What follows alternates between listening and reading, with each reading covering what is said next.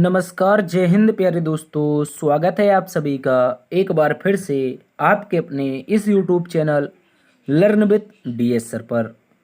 दोस्तों, आज की इस क्लास में हम एक बार फिर आप सभी के लिए लेकर के हाजिर हो चुके हैं आरपीएफ एग्ज़ाम 2024 के लिए रीजनिंग का एक बेहतरीन प्रैक्टिस सेट।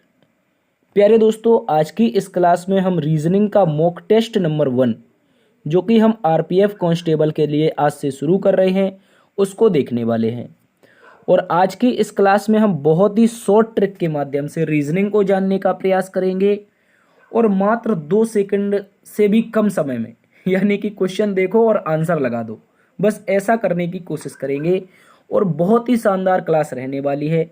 आपके सारे जो प्रश्न हैं जो हमने मॉडल पेपर शुरू किए थे वो सारे के सारे प्रश्नों का उत्तर आपको अभी थोड़ी देर में मिलेगा। क्यों बंद किया है? क्योंकि कल की ही क्लास में मैंने कहा था दोस्तों, यदि आप लोग नहीं चाहते हैं कि हम मॉडल पेपर चलाएं, क्योंकि आपके चाहने ना चाहने से ऐसा होता है कि आप क्लास को देखना बंद कर देंगे, क्योंकि वो क्लास होगी 1 घंटे 4 मिनट 1 घंटे 5 मिनट की, जहां पर हम 75 से 80 क्वेश्चन को डिस्कस करते हैं।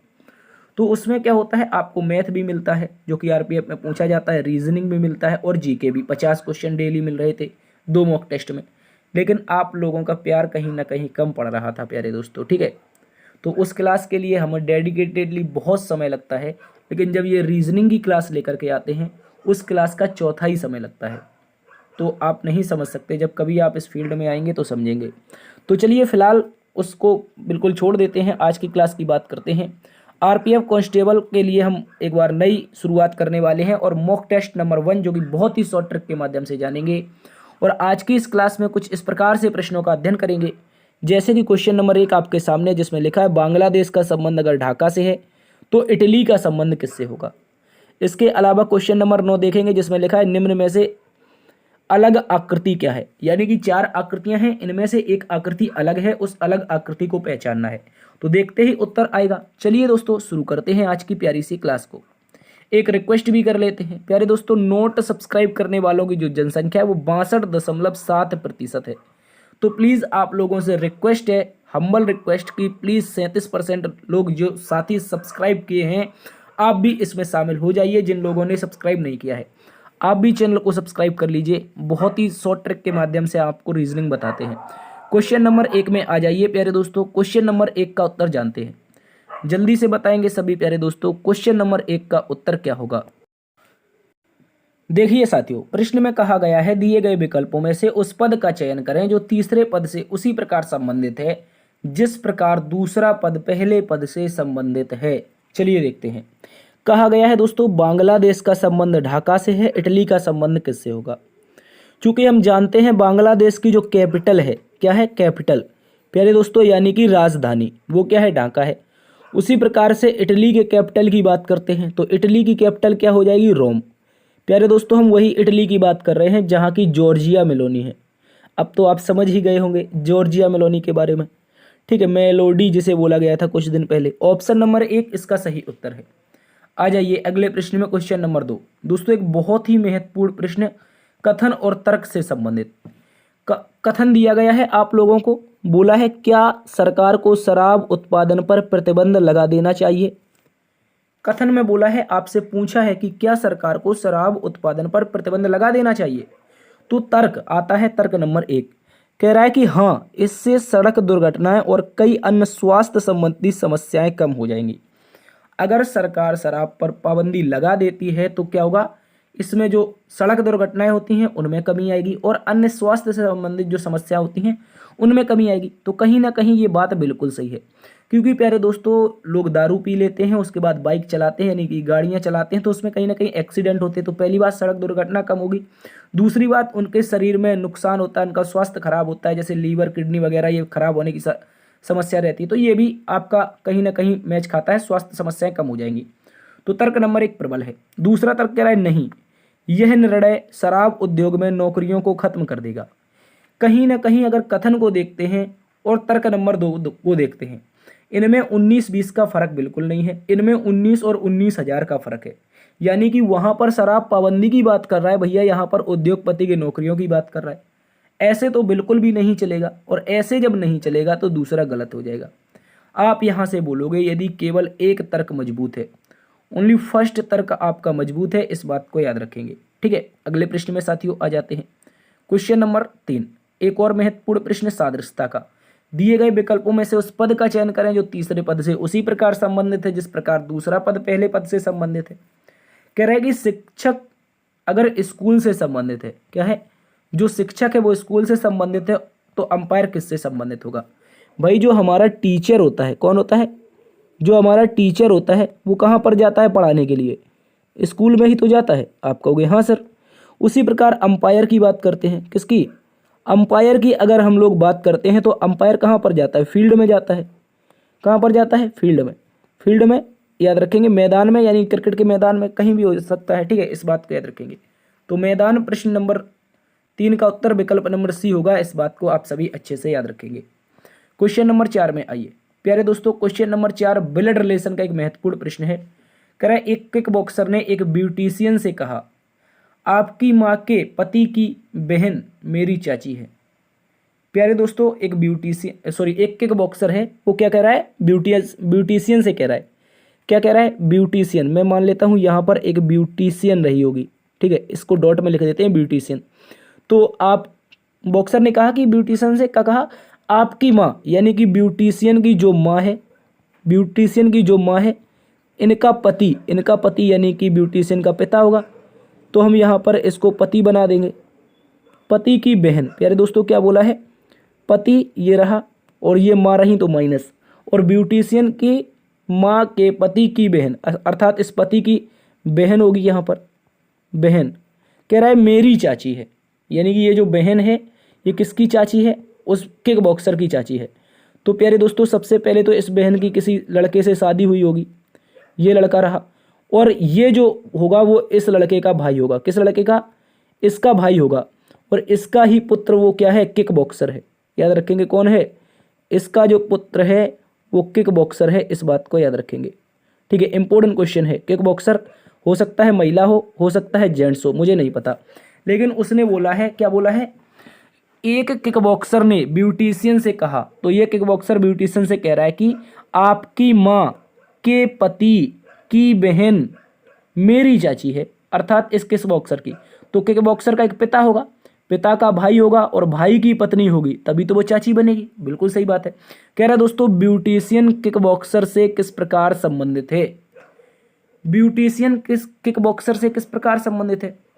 भाई मुझे बताओ, जो ब्यूटिशियन है वो किक बॉक्सर से किस प्रकार संबंधित है? वैसे तो अगर रिश्ता देखा जाए ये कजन के रूप में संबंधित है। किसके रूप में? कजन के रूप में, क्योंकि मम्मी पापा यहाँ पर है।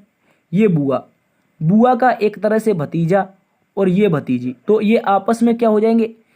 ये कजन हो जाएंगे, यानी दूर के रिश्तेदार। और दूर के रिश्तेदार में ब्यूटिशियन कौन होती है? ब्यूटिशियन एक महिला होती है ना, वो ब्यूटी पार्लर करने वाली, ये एक महिला होती है। किक बॉक्सर से लगा है किक बॉक्सर के साथ, क्या संबंध है? तो ये क्या कहेगा? कजिन, अर्थात बहन कहेगा, इस बात को याद रखेंगे।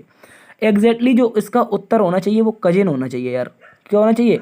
कजिन। इस बात को आप सभी अच्छे से याद रखेंगे, लेकिन हम ऑप्शन नंबर ए बहन भी लगा सकते हैं। ठीक है, चलिए दोस्तों अगले प्रश्न में आ जाते हैं। क्वेश्चन नंबर 5 बोला गया है उस शब्द को चुनें जो समूह से दूसरे शब्दों के समान नहीं है। दोस्तों यहाँ पर कौन सा ऐसा शब्द है जो समान नहीं है? एक तरफ सेव है, स्ट्रॉबेरी है, चेरी है और गेंदा है। तो गेंदा तो भैया एक प्रकार का फूल है, क्या है? ये फूल है, जबकि ये सारे के सारे क्या है? फल हैं। इस बात को याद रखेंगे। तो ऑप्शन नंबर डी इसका क्या है? भिन्न हो जाएगा, इस बात को याद रखेंगे। डी नंबर का सही उत्तर होगा। क्वेश्चन नंबर 6 में आइए दोस्तों। कहा गया है जब इस पारदर्शी शीट को बिंदी वाली रेखा पर मोड़ा जाएगा तो किस प्रकार का पैटर्न दिखेगा?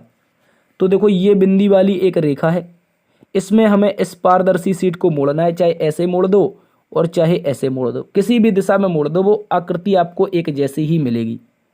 तो प्यारे दोस्तों सबसे पहले तो ये बात देखो, अगर आपके पास एक ये है और एक आपके पास ये है, ये वाली एक ये उल्टा त्रिभुज है और एक प्यारे दोस्तों सीधा त्रिभुज है, जब ये दोनों के दोनों मुड़ेंगे तो कहीं ना कहीं ये वाला जो त्रिभुज होगा वो कुछ इस प्रकार से दिखाई देगा, ऐसा।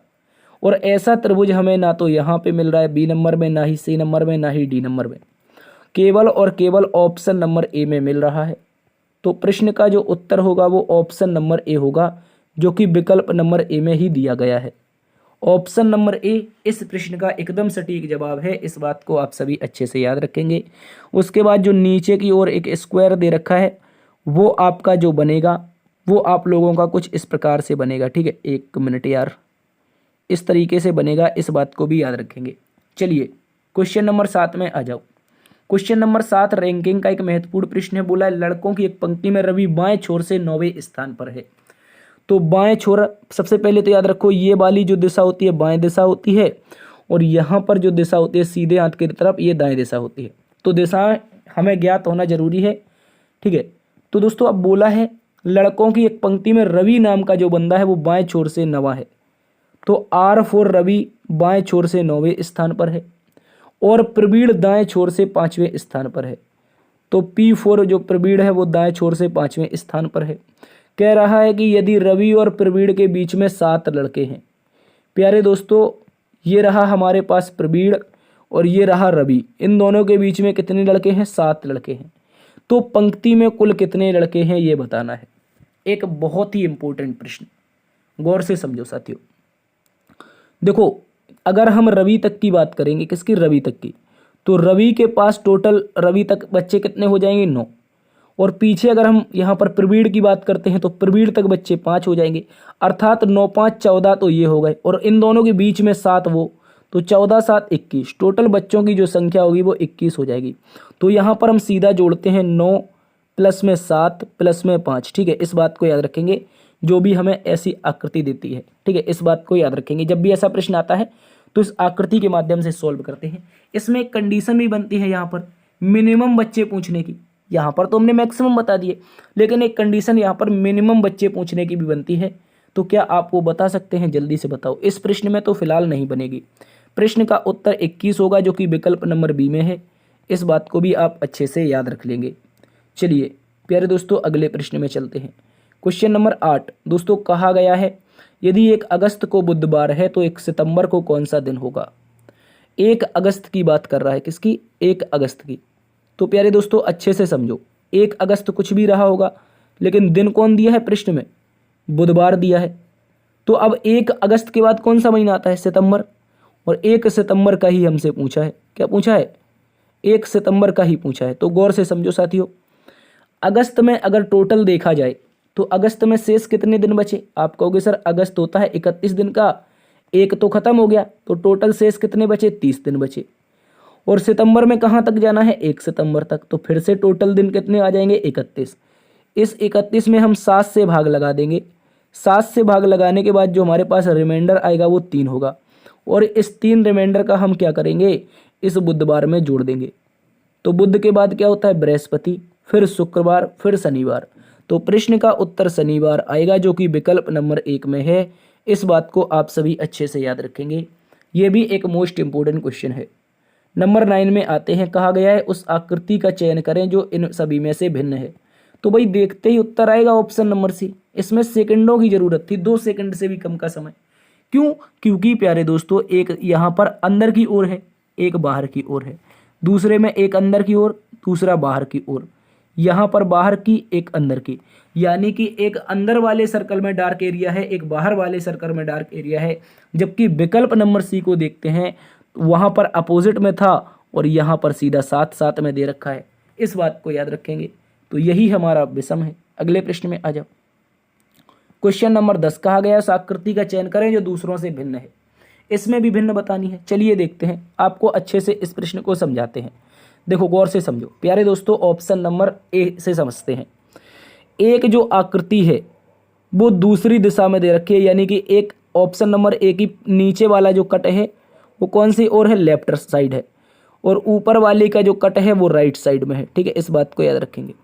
अब बी नंबर को देखते हैं तो यहाँ पर एक कट ऊपर वाला लेफ्ट साइड में है, नीचे वाला कट क्या है? राइट साइड में है। अब दोस्तों हम देखते हैं ऑप्शन नंबर सी को, जिसमें एक कट हमारा पहली बार में लेफ्ट साइड में है और ऊपर वाला राइट साइड में है। लेकिन जब आप विकल्प नंबर डी को देखेंगे तो लेफ्ट राइट तो खत्म ही हो गया, सीधा का सीधा दोनों के दोनों लेफ्ट की ओर दे दिए कट, दोनों के दोनों लेफ्ट में दे दिए। लेकिन जब हम ए बी और सी 3 ये विकल्प देख रहे थे तो इसमें एक लेफ्ट में कट, एक राइट में कट, एक राइट में कट, दूसरा लेफ्ट में कट, इस तरह से चल रहे थे। तो भैया ऑप्शन नंबर डी में आपने कैसे कह दिया कि दोनों कट लेफ्ट में होंगे, तो इसका मतलब है कि जो ऑप्शन नंबर डी है वो इसका विषम उत्तर है। इस बात को याद रखेंगे। क्वेश्चन नंबर 11 प्यारे दोस्तों, एक मोस्ट इंपोर्टेंट क्वेश्चन हो सकता है एग्जाम के लिए। बताइए, कहा गया है दी गई आकृति में वर्गों की संख्या ज्ञात कीजिए। और आरपीएफ वर्ग बहुत पूछता है भाई, वर्ग बहुत पूछता है। 2019 में दबा दबा के वर्ग पूछे गए थे। ठीक है, चलिए बताइए। देखो गौर से समझो, मेरी बात को समझो प्यारे दोस्तों। जब भी आपके सामने कुछ इस प्रकार की आकृति आती है और वर्ग पूछे जाते हैं तो बेझिझक आप बता दोगे इसमें एक वर्ग है। कितने हैं? एक। लेकिन सर जब बात यहाँ पर एक कट की आ जाती है, इसमें एक कट लगाने की, तो भाई एक कट लगा दिया किसी बंदे ने, तो यहाँ पर 1 और 2 और 3 और 4, टोटल कितने हो गए? 4 छोटे छोटे हो गए। लेकिन भाई एक हमारा सबसे बड़ा वाला भी तो रहेगा। तो जब भी एक वर्ग आए और उसमें कट लगा हो तो सीधा याद रखोगे टोटल 5। कितने? 5, क्योंकि 4 छोटे एक बड़ा वाला, तो सीधे 5 ऐसी आकृति में मिलते हैं। खत्म बात। ठीक है, अब देखो यहीं पर यही आकृति एज इट इज मिल गई है। सॉरी, देखो ये आकृति एज इट इज मिल गई है और भैया ये आकृति एज इट इज मिल गई है, तो 5 यहाँ पे हो गए। ठीक है, याद रखेंगे, यहाँ पर कॉर्नर में लिख लेते हैं हम लोग वरना भूल जाए। 5 उसके बाद में प्लस। अब 5 के बाद 6वें नंबर का ये छोटू सा, 7वें का ये, 8वें का ये, 9वें का ये। ठीक है, तो यहाँ पर टोटल हमारे पास कितने? 4 और मिल गए। कितने मिल गए? 4 और। अब दोस्तों यहाँ पर प्लस करते हैं। अब देखो यहाँ पर अगर आप गौर से देखो तो सबसे बड़ी एक आकृति भी ऐसी ही आकृति है जो हमने यहाँ पे बनाई थी, तो इसमें भी हम क्या कर देंगे? प्लस लगा देंगे। और ये जब प्लस लगा तो भीतर के अगर सब भूल जाएं तो इन बाहर बाहर के मिलाएंगे तो 5 यहाँ से बड़े वाले मिल जाएंगे। कितने? 5। तो इसमें 5 और ऐड हो जाएगा। 5 5 10 4 14। प्रश्न का उत्तर हो जाएगा विकल्प नंबर बी। इसके अलावा प्यारे दोस्तों कहीं भी कोई भी वर्ग स्थित नहीं है। प्रश्न नंबर 11 में टोटल 14 वर्ग स्थित हैं। एक बार मैं मिटा देता हूं ताकि आप अच्छे से समझ पाएं। चलिए क्वेश्चन नंबर 12 कह रहा है दोस्तों, एक ही पासे की 2 स्थितियां नीचे दिखाई गई हैं और बोला है शीर्ष पर 1 होने पर नीचे संख्या क्या होगी। यानी कि ये जो 1 दे रखा है इसका अपोजिट बताना है। तो मेरे भाई मेरी बात को समझो, ए के साथ में जो जो नंबर दिखाई दे रहे हैं वो कभी अपोजिट नहीं बनेंगे। जैसे 1 के साथ में 2 दिखाई दिया, नहीं बनेगा। 1 के साथ में 3 दिखाई दिया, नहीं बनेगा। 1 के साथ में 5 दिखाई दिया, नहीं बनेगा। 6 दिखाई दिया, नहीं बनेगा। अब क्या बच रहा है? Option number D.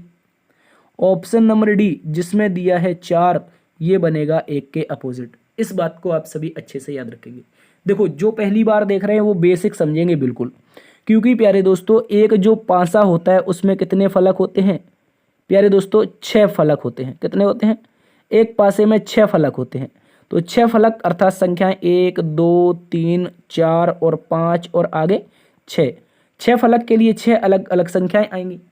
तो हमसे पूछा है 1 के अपोजिट। आपने कहा दोनों पासों में एक एक ऐसा नंबर है जो कॉमन है, तो मैं कह रहा हूं सिंबॉलिकली, यानी कि आप इसको मान करके लिख लीजिए कि 1 के अपोजिट 1 है, क्योंकि 2 का समान मिल गए। और इससे हम पासे को आसानी से घुमा सकते हैं। तो आगे घुमाओगे तो पहली वाली आकृति में 3 आएगा और यहाँ पे घुमाओगे तो 5 आएगा दूसरी वाली में। उसके बाद में फिर से पहली वाली को घुमाओगे तो कितना आ जाएगा? 2 आ जाएगा। फिर दूसरी वाली को घुमाओगे तो 6 आ जाएगा। अब भाई मेरी बात समझो, संख्याएं तो हमारे पास 1 से लेकर के 6 तक थी, लेकिन प्यारे दोस्तों जब देख रहे हैं 3 5 आ गया तो 3 5 खत्म। यहाँ पर 2 और 6 आ गया तो 2 और 6 खत्म। अब 1 और 4 बच रहा है, तो 1 के अपोजिट 1 कभी होगा ही नहीं। तो 1 के अपोजिट क्या बनेगा मेरे भाई? याद रखोगे 4 बनेगा। विकल्प नंबर डी सही उत्तर है। ये एकदम बेसिक है और जो पहले बताया था वो शॉर्ट ट्रिक था। अब जो भी याद रखना हो वो याद रख लो भाई। देखो जब अपोजिट पूछेगा तो साथ में जो दिख रहे हैं वो कभी अपोजिट नहीं होते, बस इतनी बात याद रख लो। इतनी पूरी जो ये गाथा हुई है ये याद नहीं रखनी पड़ेगी। बस अगले प्रश्न में आ जाओ। 13 नंबर दोस्तों कहा गया है इस श्रृंखला में अगली संख्या क्या होगी। देखो सबसे पहले तो हमारे पास 14 है। सबसे पहले हम बदलेंगे कलर को, क्या है? 14 है। फिर दोस्तों 22 है। फिर क्या है हमारे पास? 32 है। 32 के बाद में क्या है? 44 है। 44 के बाद में क्या है? 58 है। 58 के बाद में क्या है? 74 है। आगे बताना है कि क्या होगा भाई। अभी तक तो सब सही चल रहा था, लेकिन लास्ट में बता दो क्या होगा। तो देखो अंतर देखोगे, पहली बार में 8 जुड़ा है, दूसरी बार में प्यारे दोस्तों 10 जुड़ा है, तीसरी बार में देखोगे तो आप लोग 12 जुड़ा है, चौथी बार में देखोगे तो आप लोग 14 जुड़ा है, और आगे देखोगे तो प्यारे दोस्तों 16 जुड़ा है, और आगे देख लोगे तो प्यारे दोस्तों 18 जुड़ेगा, और 74 में 18 जुड़ेगा तो प्रश्न का उत्तर 92 आएगा। क्या आएगा? 92। इस बात को याद रखेंगे, 92 विकल्प नंबर बी में है, बी इसका सही उत्तर होगा, इस बात को याद रखेंगे। चलिए प्यारे दोस्तों, आज की क्लास में फिलहाल इतना ही। उम्मीद है क्लास पसंद आई होगी। यदि पसंद आई है तो एक बार से चैनल को सब्सक्राइब कर दीजिए। सेशन को लाइक नहीं किए हो तो यहाँ पर देखो एक बटन दे रखा होगा लाइक का, थंबनेल बना होगा, ऊँटा बना होगा, ऊँटा जो सीधा बना है उसको दबा दो, ठीक। चैनल पर आप क्या करेंगे दोस्तों, इसके अलावा सब्सक्राइब कर लेंगे, ठीक है। और मैंने बता दिया है कि मॉक टेस्ट क्यों बंद हुए हैं, ये आप सभी को पता है। मॉडल पेपर उसमें क्या था, मेहनत बहुत ज़्यादा थी, परंतु आप लोग ना तो अपने दोस्तों में शेयर कर रहे थे, कुछ भी नहीं कर रहे थे, ठीक है। इस बात को याद रखेंगे, इसलिए बंद कर दिए। क्योंकि भाई अगर मैं यहाँ पर 1-1.5 घंटा की वीडियो बनाता हूँ, जैसे मान लिया मैंने 1 घंटे 5 मिनट की वीडियो बनाई, मेरी बात को सुन के जाना आप लोग, ठीक है। मैंने 1 आवर 5 मिनट की वीडियो बनाई, ठीक है, याद रखेंगे, 1 आवर 5 मिनट की वीडियो बनाई, तो इसके पीछे जो मेहनत होती है, इसके पीछे की मेहनत प्यारे दोस्तों 4 से 5 घंटे की होती है। याद रखो कितने की होती है, 4 से 5 घंटे। कंटेंट पहली बार ढूंढना, उसके बाद कंटेंट को टाइप करवाना, उसके बाद प्यारे दोस्तों इसको रिकॉर्ड करना, रिकॉर्ड करने के बाद फिर एडिट करना, उसके बाद में प्यारे दोस्तों इसको हमें क्या करना है, बाद में यूट्यूब पे अपलोड करके फिर आप लोगों के लिए प्रीमियर लगाना। तो बहुत ज़्यादा मेहनत होती भाई। और इसका मतलब ये नहीं है कि आपने 50 लोगों ने देख लिया, भाई 50 लोग देख रहे हो, मात्र 6 घंटे हम आप लोगों के लिए दे रहे। तो यहाँ पर जब हम आपके लिए 1 घंटा ही मेहनत करते हैं इस वीडियो के लिए, तो आप लोग अच्छे खासे देख ले तो 200-300 लोग, तो ज़्यादा लोगों का भला होना चाहिए। जो ये 50 आ रहे हैं ये तो रेगुलरली आएंगे, लेकिन भाई जो लोग छोड़ के चले गए ये उम्मीद में कि यार अब 1 घंटा कौन मास्टर को देखेगा, कौन सुनेगा यार, कौन खोपड़ी चढ़ाएगा इससे, तो ये गलत होता है, ठीक है। आप लोगों के एग्जाम के लिए था वो, अगर आप दोबारा से कहेंगे तो हम शुरू कर देंगे, ठीक है। चलिए फिलहाल आज की क्लास में इतना ही, मिलते एक नई वीडियो में, तब तक के लिए अपना ख्याल रखना। जय हिंद, जय भारत, जय मां सरस्वती।